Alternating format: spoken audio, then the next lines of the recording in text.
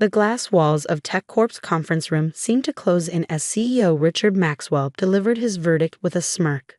Sarah Chin's accusations are completely false. Her termination is effective immediately. I sat there, surrounded by board members and executives, watching my 5-year career crumble because I dared to speak up. My name is Sarah Chin, and this is how I expose the toxic empire behind Silicon Valley's most ethical company. You can't do this, I said, my voice steadier than I felt. I have evidence. What evidence? Richard laughed, spreading his hands to the room. Our IT department has thoroughly reviewed all communications. There's nothing to support your ridiculous claims. Of course there wasn't. They deleted everything after I filed the formal complaint. But they didn't know about my backup server or the software I'd been developing in secret. Sarah, Janet Morris, the head of HR, spoke in her practiced sympathetic tone. These are very serious accusations against our CEO. Without concrete evidence. Just admit you made it up, Richard interrupted. Maybe then we can discuss a reasonable severance package. I looked around the room at the faces I'd worked with for years. Most avoided my eyes. They'd seen how Richard and his inner circle operated, how they systematically harassed and discredited anyone who challenged them. But TechCorp was worth $1 billion, and Silence bought nice stock options. Only Mark Davies, my immediate supervisor, showed any sign of discomfort. He'd witnessed some of Richard's behavior but was too afraid to speak up. His mortgage and kids' college funds depended on his TechCorp shares. Security will escort you out, Richard continued, clearly enjoying the moment. And Sarah? Good luck finding another job in tech after this. Silicon Valley's a small world. As security led me to my desk to collect my belongings, I thought about the past 6 months. The inappropriate comments had started after I was promoted to lead software architect. Then came the private meetings where Richard made his expectations clear. When I refused his advances, the retaliation began. Projects reassigned. Credit for my work given to others. Subtle undermining in meetings. Classic patterns, but handled so skillfully that each individual incident seemed minor. Until I developed NeuralTrace. The software was supposed to be for tracking user behavior patterns in TechCorp's apps. But I discovered it could do something else. Recover deleted data by analyzing network traffic patterns and reconstructing digital footprints. Richard hadn't known about that capability when he ordered it to clean up certain email threads. In the parking lot, I sat in my car and made 3 calls. First, to Maya Patel at the SEC's Cybercrime Division. Second, to my lawyer. Third, to someone who'd been waiting for this moment, Jennifer Roberts, Richard's former assistant who'd been paid to stay quiet 2 years ago. It's time, I told her. Are you ready? God, yes, she replied. I've kept everything. At home, I activated my private server. For months, I've been quietly backing up TechCorp's network traffic. Not the content, that would have been illegal. Just the metadata, the digital equivalent of watching people's shadows without seeing the people themselves. NeuralTrace could reconstruct those shadows into something more substantial. My phone buzzed. A text from Mark. I'm sorry. You know I can't. My family. I didn't respond. Mark's cowardice was disappointing but useful. His guilty conscience might make him valuable later. Another message popped up, this one from Richard. Be smart about this. Take the severance. Don't destroy your future. Future. I thought about the other women who'd left TechCorp quietly over the years. About the culture of silence Richard had built while presenting himself as a champion of diversity in tech. My laptop pinged. NeuralTrace had finished its initial analysis. The pattern was clear. Systematic harassment, coordinated cover-ups, hush money paid through shell companies. Richard's cleanup hadn't just targeted my evidence. He'd been erasing his tracks for years. But digital shadows are harder to erase than most people realize. Ms. Chen, Maya from the SEC called back. We've reviewed what you sent. It's significant, but we'll need more. Give me 48 hours, I replied. You'll have everything you need. I spent the night coding, refining NeuralTrace's algorithms. By morning, I had reconstructed enough digital trails to prove pattern and intent. Richard hadn't just harassed employees, he created an elaborate system to silence them. The severance agreements, the NDAs, the strategic deletions of evidence, all connected through a web of digital fingerprints he thought were invisible. My phone kept buzzing with texts from concerned colleagues. Most expressed sympathy but offered no support. Silicon Valley runs on stock options and reputations. Nobody wanted to risk either. Then came an email from someone unexpected. Catherine Maxwell, Richard's wife and TechCorp's major shareholder. We should talk. Privately, there are things you need to know. I considered ignoring it. Catherine had a reputation for fiercely defending her husband's interests, but something about the message's timing felt significant. We met at a small coffee shop in Palo Alto, far from TechCorp's usual haunts. Catherine looked different from her polished public appearances, tired, tense. How much have you figured out? She asked without preamble. About the harassment? Or about the shell companies used to pay off victims? She flinched. There's more. Richard, he hasn't just been harassing women. He's been stealing their ideas. Patents that should have belonged to female engineers who left. He claimed them as his own. My hands tightened around my coffee cup. Why are you telling me this? Because I have proof. And because she took a deep breath. Because my daughter just started her first tech job. And I can't bear the thought of her facing what you and the others faced. I studied her carefully. Richard will lose everything if this comes out. Good. Her voice was hard. He deserves to. I spent years making excuses, telling myself it wasn't that bad. But seeing how he treated you, knowing there were others. She pulled out a USB drive. Everything's here. Bank records, original patents, emails I saved before he could delete them. As I drove home, I thought about how many lives Richard's behavior had affected. Not just the direct victims, but the ripple effects, careers derailed, innovations stolen, families impacted. Time to end it. But first, I needed to talk to one more person. Someone who could verify Richard's pattern of theft. Dr. Helen Zhang had been TechCorp's first lead engineer. She'd left abruptly 3 years ago, right after developing the core technology that made the company valuable. The official story was that she had a breakdown. I found her teaching computer science at a community college. I wondered when someone would figure it out, she said when I explained why I was there.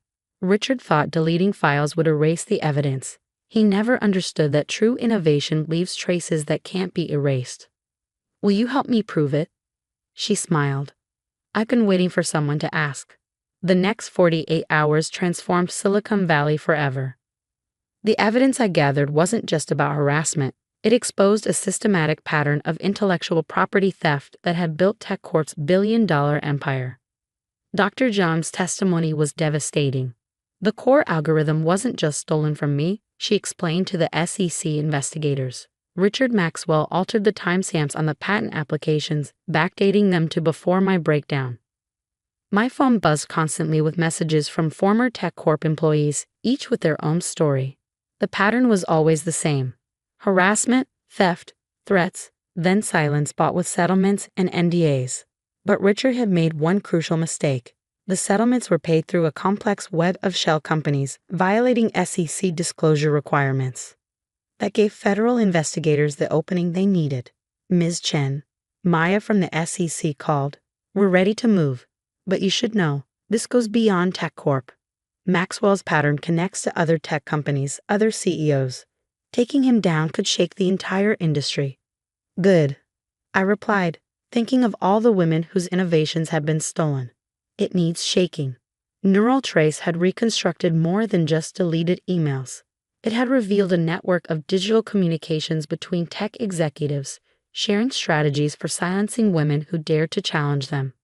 My laptop pinged with an urgent alert. Someone was trying to hack my backup server. The attack was sophisticated, but I'd been expecting it. The attempted breach just gave me more evidence. They're getting desperate, Catherine Maxwell commented when I told her.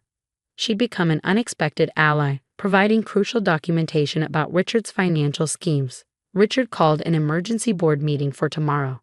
He's going to try to shut this down. I smiled. Perfect. That's exactly what we need. The TechCorp boardroom was packed the next morning. Richard stood at the head of the table, projecting his usual confident authority.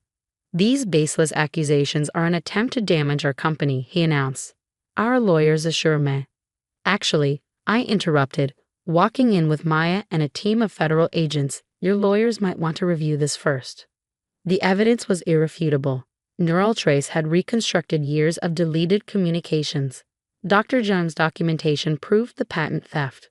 Catherine's financial records exposed the illegal settlements. But it was the video that broke him. I had my office rigged with cameras after the harassment started, Jennifer Roberts announced, playing the footage of Richard explicitly threatening her career. Sarah wasn't his first victim, but she'll be his last. Richard's face turned purple. This is all lies. You can't. Richard Maxwell, Maya stepped forward. You're under arrest for securities fraud, intellectual property theft, and witness tampering. As they led him away in handcuffs, his final words were telling, "You'll never work in tech again." He was wrong. The story exploded across every media outlet.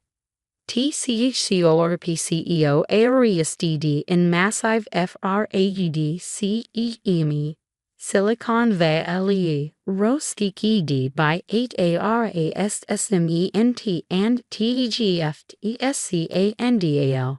Female engineers reclaim Stioli and patents. The ripple effects were immediate.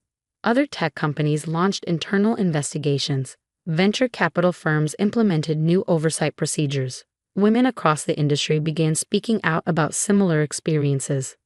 But the real work was just beginning. 3 months later, I stood in TechCorp's renovated headquarters, now renamed Zhangchen Technologies after its true innovators. The board had undergone a complete overhaul, with Dr. Zhang as CEO and a new commitment to ethical innovation. The patents have all been correctly reassigned, my lawyer confirmed.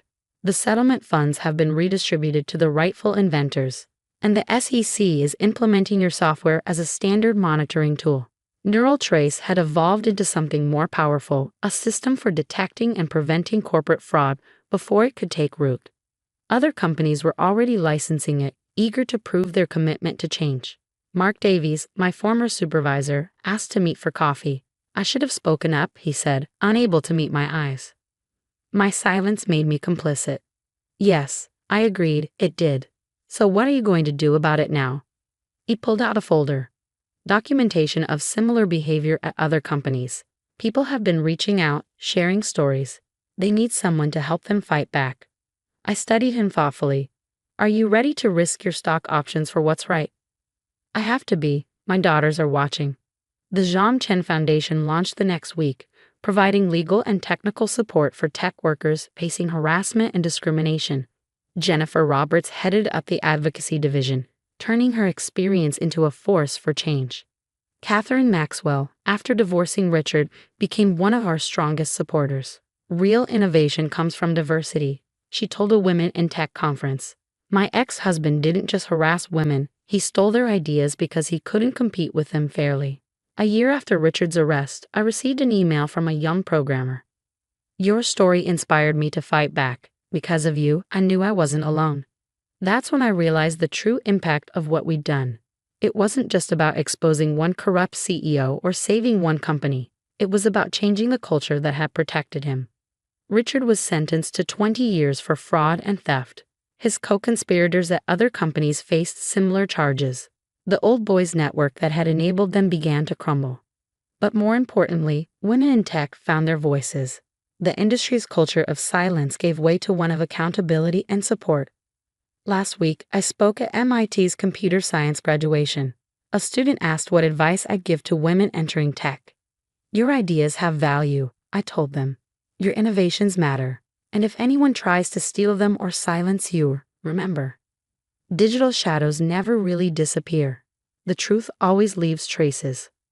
Zhangchen Technologies became a model for ethical corporate governance. Our stock price soared as investors recognized that diverse, equitable companies perform better. The patents rightfully reassigned to their female inventors spawned new innovations and startups. Dr. Zhang and I sometimes discuss how different things might have been if we'd had allies earlier, but we don't dwell on the past. We're too busy building a future where talent and innovation matter more than gender or power.